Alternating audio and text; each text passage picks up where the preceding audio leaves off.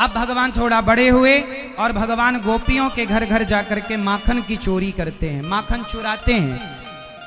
सारी गोपियां शिकायत करने, अरे मैया तेरे लाला की शिकायत करवे की ताई आई हैं, काकियों हमारे लाला ने मैया तेरो छोरा बिगड़ गयो, या छोरा ने घर सारे घरों में घुस करके सबरो माखन चुराए चुराए के खा जाए, मटकी तोड़ दे और हम सब गोपियों को ठेंगा दिखा के चलो आवे। मैया बोली चोरे लाला ये गोपियां सच्ची कह रही हैं। कन्हैया बोले ना मैया एक नंबर की झूठी हैं ये सखियां, सारी गोपियां एक नंबर की झूठी। भगवान कह रहे हैं मैया तेरे ये गोपियां एक नंबर की झूठी हैं। सारी गोपियां शिकायत कर रही हैं। अब मैया बुलाई चौरे लाला यहां, कन्हैया आए, का है गो मैया ये गोपियां तेरी शिकायत काय क्यों करें? अरे मैया ये सारी गोपियां झूठ कहें, हमारे गाल पकड़ पकड़ के कहें कन्हैया हमारे से ब्याह करेगो, हमारे से ब्याह करेगो। मैया तू ही बता, मैं इतना छोटो सो कन्हैया इतनी बड़ी बड़ी गोपियों से भला ब्याह कैसे करूं? मैया बोली चौरी सखी तू ऐसो कहे मेरे छोरा से ब्याह करवे की ताई? ना मैया तेरो लाला झूठो है। मैया बोली सुनो जब तक हमारे लाला को रंगे हाथों नाए पकड़ोगी तब तक हम तुम सबन की बातन को भरोसो नाए करेंगे। अब सारी गोपियां शिकायत करी, कोई फायदा नहीं, तो गोपियों ने अपने घर की मटकियों पर घंटी लटकाई दी, कन्हैया आएंगे बजेगी हम चोरी करते पकड़ेंगी और मैया को या की शिकायत करेंगी। अब सारी गोपियां अपने काम में लग जाती। गोविंद ग्वाल वालों की टोली बना कर आते, कभी खिड़की के रास्ते घर में घुसते और गोल ग्वाल वालों का गोला बनाते। और एक दिन माखन निकाल के भगवान मटकी से ग्वाल वालों को खवा रहे थे कि तभी सखी आ गई। सखी आई तो भगवान जैसे तैसे भाग गए। अब गोपी ने अपनी मटकी पर घंटी लटकाई। दूसरे दिन फिर भगवान आए और ग्वाल वालों का गोला बना के चढ़ने लगे तो घंटी नजर आ गई। भगवान बोले क्यों घंटी, मंदिर में जगह कम पड़ गई है क्या जो यहाँ मटकी पे लटक रही हो? घंटी बोली सरकार हम लटकी नहीं है, हमें लटकाया है गोपियों ने। तो सुनो तुम हमारे पक्ष में हो कि गोपियों के? घंटी बोली सरकार हम आपसे दुश्मनी करके जाएंगे क्या, हम तो आपकी हैं। अच्छा सुनो तो फिर जैसा हम कहें वैसा करना। हाँ हाँ कहो। बोले चुप रहना, बजना मत, ठीक है। ग्वाल वालों का गोला भगवान ने बनाए, कंधों पर पांव रखे और मटकी पर हाथ डाला, मटकी से मक्खन निकाला। सारी गोपियों और सारे ग्वाल वालों को भगवान ने माखन खवाया। घंटी बजी नहीं, सारी गोपियां काम में बिजी थी, घंटी नहीं बजी। और जब सारा मक्खन फिनिश हो गया, थोड़ा सा बचा, भगवान बोले तुम सबका पेट भरा? हाँ हाँ कन्हैया आज तो जी भर के मक्खन खाए। कन्हैया बोले मैं भी नहीं खाऊं। और ज्यों माखन का लौंदा भगवान ने अपने मुंह में रखा तो घंटी टन टन टन टन टन टन टन टन टन टन करके बजने लगी। भगवान बोले घंटी कहा था बजना मत, क्यों बजी? घंटी बोली सरकार ये दुनिया के लोग जब खाते हैं तो मेरा बजना जरूरी नहीं होता, पर मेरे गोविंद भोग लगाएं और मैं ना बजूं ये कैसे होगा? आप भोग लगा रहे। गोपियां सुनी घंटी, दौड़ पड़ी, सारी गोपियां घेर लेती हैं। ग्वाल वाल तो भाग गए पर कन्हैया मटकी पर लटके रह गए। नीचे से सारे बच्चे ग्वाल वाल खिसक गए और कन्हैया बड़े लटके रह गए। गोपियों ने कहा आज लाला तो को छोड़ूंगी ना, तेरी मैया से तेरी शिकायत करूंगी कि देख तैने ऐसी चोरी कर रखी हमारे घर में। अरे सखी गलती हमारी ना है, ये ग्वाल वाल बोले कि आज या गोपी के घर माखन खानो है तो हम आई से तारे घर माखन चोरी करवे की लिए आए। अच्छा अब कान पकड़े, अब ना आएंगे नेक नीचे तो तार। सखी बोली छोटे हाथ हैं, बड़ो दर्द कर रहे होंगे हाथ। कन्हैया को कंधा गोपी ने दिया, चरण रखे कंधे पर, गोपियों ने नीचे उतारा। ग्वाल वालों का गोपियों ने गोला बनाया, चल तेरी माँ से शिकायत करें। कन्हैया बोले अब गलती क्षमा करो। अब गोपी बोली, अब कन्हैया बोले चोरी ना करेंगे हम, सदा के लिए बंद। गोपी बोली ऐसे ना है, तू बहुत बार ऐसी बातें कर चुको है पहले भी, चल तेरी मैया से रंगे हाथों पकड़ के शिकायत करें। एक सखी बोली अच्छा क्षमा मांग रहा, क्षमा कर दो, कोई बात नहीं। कन्हैया पर तुम्हें छोड़ेंगी एक शर्त पर, तुम हमें नाच करके दिखाओ। कन्हैया नाचवे लगे, अच्छा लो नाच रहे। गोपी बोली ऐसे नहीं, एक हाथ सिर पे रखो, एक कमर में, जरा मस्त वाला नाचो। अब जो दुनिया को नचाते हो वो गोपियों के इशारों पर नाच रहे हैं, बताओ क्यों नाच रहे हैं? उत्तर दो मैया, क्यों नाच रहे हैं बताओ, आप बताओ। क्योंकि भगवान हमेशा नाचते हैं। यदि कोई भक्त गोपियों की तरह नचाने वाला होए तो भगवान किसके वश में है? भक्तों के अधीन है। जो भक्त चाहते हैं भगवान वो करते हैं। नचा रही हैं गोपियां, नाच रहे हैं कन्हैया, खूब नाचे खूब नाचे। छाछ पिलाई ताही अहिरी की छोहरियां, छछियां भरी छाछ पे नाच नचावे। जो जगत को नचाते हैं उन्हें कौन नचा सकता है? लेकिन भगवान भाव के और प्रेम के इतने भूखे हैं कि दुर्योधन के ड्राइवर बन गए, सॉरी अर्जुन के ड्राइवर बन गए। भगवान श्री कृष्ण किनके ड्राइवर बन गए? अर्जुन के, और रथ चलाते हैं सारथी बनकर। भगवान गाड़ी चला रहे हैं और सच्ची बताएं हम सबके ड्राइवर भगवान ही हैं। इसलिए आप तो जितना जल्दी हो सके अपने जिंदगी की गाड़ी भगवान के हाथ कर दीजिए, सौंप दीजिए। तुम जानो और तुम्हारा काम जानो। अब भगवान ये दिव्य जो अच्छा ये बताओ, भगवान माखन चोरी करते हैं या नहीं? उत्तर दो जोर से। भगवान माखन नहीं चुराते, भगवान मन चुराते हैं। क्या चुराते हैं? मन। मन रूपी मक्खन को चुरा लेते हैं। भगवान का नाम है चित्त चोर। क्या नाम है? भगवान माखन नहीं चुराते, भगवान तो चित्त चुराते हैं। तो चित्त की चोरी कर ली। और सच्ची बताएं जिनके घर भगवान माखन चुराने नहीं जाते थे वो गोपियां रोया करती थी कि आज कन्हैया क्यों नहीं आए।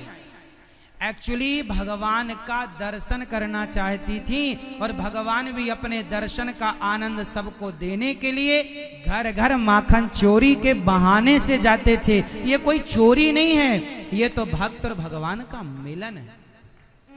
ये एक लीला है। इसे सामान्य व्यक्ति चोर कहे लेकिन चोर नहीं। भगवान चोर कैसे हो सकते हैं? भगवान चोर हैं पर चित्त चोर हैं। वो सबके चित्त को, मन को चुरा लेते हैं। तो भगवान की ये दिव्य लीला गोपियां करती हैं। वत्सान मुंचन क्वचित समय, क्रौंस संजात हासा, स्तेयं स्वादवत्यथ दधिपयः, कल्पितैः स्तेययोगैः।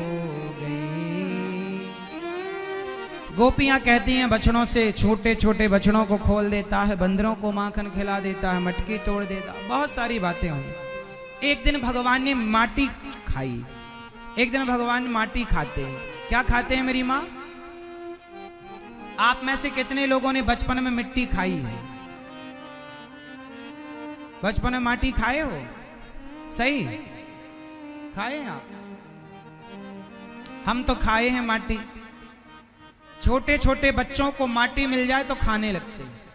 आज भी आप किसी पार्क में बच्चों को ले जाइए, छोड़ दीजिए, वो तुरंत माटी निकाल के आज भी, क्योंकि माटी से हम सबका बहुत गहरा रिश्ता है। कोई भी बच्चा हो, कहीं का भी बच्चा हो, छोड़ दो आप पार्क में, वो माटी जरूर खाएगा।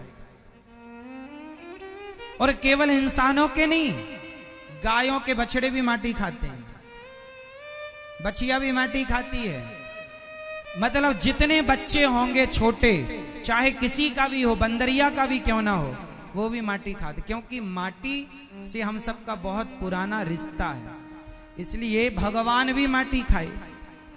और जब मैया ने कहा तैने माटी खाई, मुंह खोल, तो इतना सा मुंह जब मुंह खोला तो इतने से मुंह में क्या नजर आया? पूरा ब्रह्मांड। मैया हाथ जोड़ के बैठ गई, मेरो छोरा भगवान है। भगवान ने मुंह बंद कर लिया।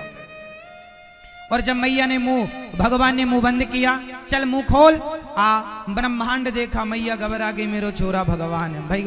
भगवान ने सब भुला दिया। मैया ने जो देखा ना सब भूल गई। सवाल खड़ा हुआ कि जब सब भुलाना था तो दिखाया क्यों?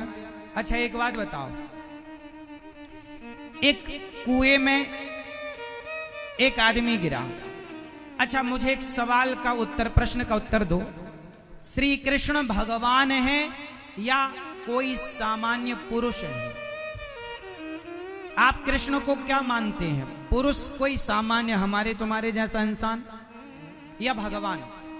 कितने लोग कृष्ण को भगवान मानते हैं? आज हमारे देश में कुछ ऐसे बुद्धिजीवी भी हैं जो कहते हैं कि कृष्ण कोई भगवान नहीं है, वो सामान्य इंसान है। ऐसा कुछ लोग मानते हैं। आप उनसे एक सवाल पूछना कि यदि कृष्ण को आप सामान्य इंसान मानते हो तो इतने से मुंह में पूरा ब्रह्मांड दिखाया, क्या किसी सामान्य इंसान की यह ताकत है कि अपन इतने से मुंह में ब्रह्मांड दिखाए? पहला।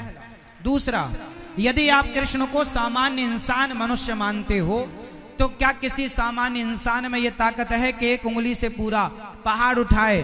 तो ये सामान्य इंसानों के लक्षण नहीं, ये तो जगत के पालनहार हम पापियों के लिए कृष्ण रूप में प्रकट हुए हैं, भगवान हैं, वो कोई सामान्य व्यक्ति नहीं है।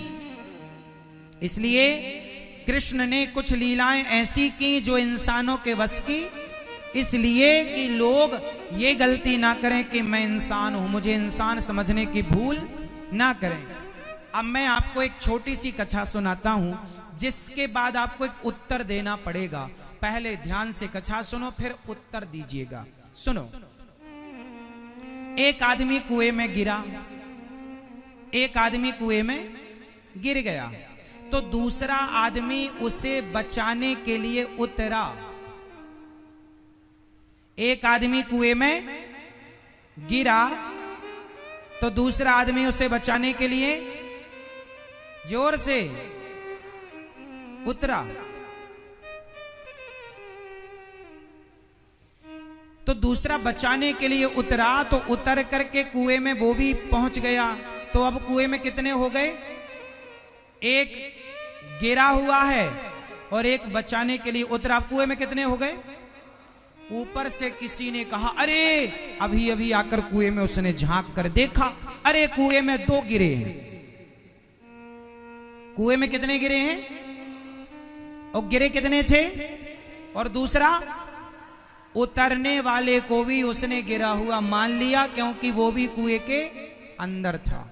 यही गलती कुछ लोग करते हैं। ये संसार एक कुआं है। संसार क्या है? कुआं। तेन परहि भव कूपा। गोस्वामी जी ने संसार को कुएं की उपमा दी है। संसार क्या है? जोर से। एक कुआं है। इस कुएं में एक आदमी गिर गया। हम सब गिरे हुए प्राणी हैं।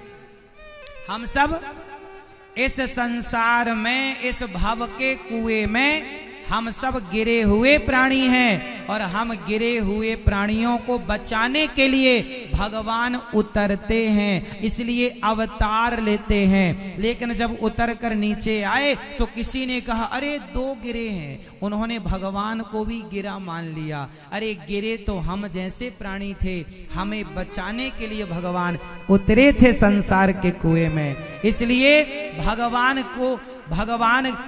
अवतार लेते हैं। भगवान क्या करते हैं? हम गिरते हैं। मां के गर्भ से बच्चा बाहर गिरता है। जैसे गैया जब बछड़े को जन्म देती है तो कई बार गैया खड़ी खड़ी बच्चे को जन्म देती है तो खड़े होने से उसका बच्चा नीचे गिर जाता है। ऐसे ही कोई स्त्री यदि खड़ी है तो बच्चा स्वाभाविक है कि गिरेगा। तो संसार में गिरना कहा गया। हम सब गिरे हुए प्राणी हैं। मां के गर्भ से गिरे ही तो हो। लेकिन भगवान गिरे नहीं हैं। भगवान तो अवतार लेते हैं, उतरते हैं। किसके लिए? हम जैसे भक्तों के लिए, ताकि हम भी पार हो जाएं। इसलिए भगवान को सामान्य नजर से ना देखो, इंसानों की तरह ना मानो।